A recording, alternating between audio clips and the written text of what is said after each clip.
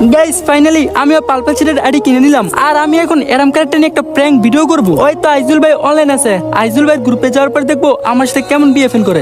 RS নিলো 71 ওর কাছে দেখি অ্যাডাম ক্যারেক্টার, ওর গ্রুপে আনছে কে রে? আমি ইনভাইট করছি ওরে। নিলয়, তোমার কাছে এত এত ক্যারেক্টার থাকতে এরম না কেন গ্রুপে আসলা?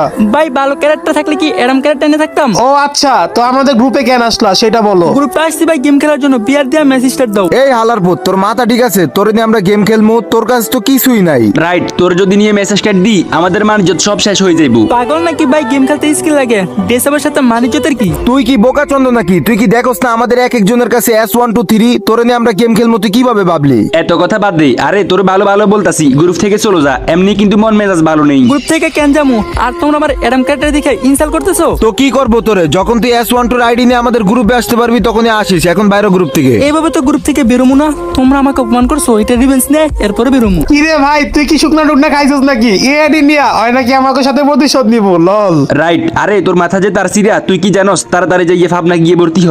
ওকে, পাপড়াতে ভর্তি হওয়ার আগে তোমাদের তিনজনকে একটা চ্যালেঞ্জ দিতে চাই। আমার এডি থেকে অপমান করছো না, এই এডি দিয়ে চলো তোমাদের তিনজনের সাথে 2 রাউন্ড করে কালেক্ট মারতেছ।